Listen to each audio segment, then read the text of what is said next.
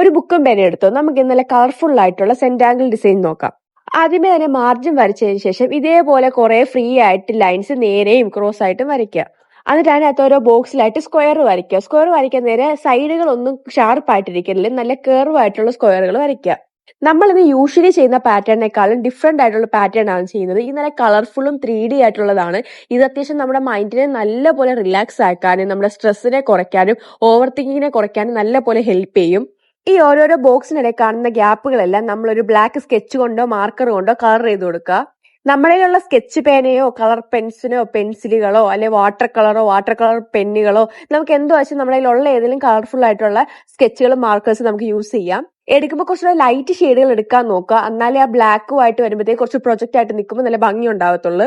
ആ ടീ കാണുന്ന പോലെ ചെറിയൊരു വൈറ്റ് സ്പേസ് വിട്ടതിന് ശേഷം ബാക്കി ഫുള്ള് നമ്മൾ വിചാരിക്കുന്ന കളർ കൊണ്ട് ഫുള്ള് ഫില്ല് ചെയ്ത് കൊടുക്കുക. നല്ലപോലെ നമ്മുടെ മൈൻഡിനെ റിലാക്സ് ചെയ്യാനും കാം ആക്കാനും ഈ ഒരു ഡിസൈൻ നല്ലപോലെ നമ്മളെ ഹെൽപ്പ് ചെയ്യും. ഈ കളർഫുൾ പാറ്റേൺ എന്തായാലും നിങ്ങൾ ഒരു വട്ടം ട്രൈ ചെയ്ത് നോക്കുക. എന്നിട്ട് കമന്റ് ബോക്സിൽ പറയുക. പിന്നെ ഇതിന്റെ ഫൈനൽ ലുക്ക് ഇഷ്ടപ്പെട്ടാൽ അതും കൂടെ പറയുക. ലൈക്ക് ചെയ്യുക, സപ്പോർട്ട് ചെയ്യുക. അപ്പൊ അടുത്ത വീഡിയോ കാണാം.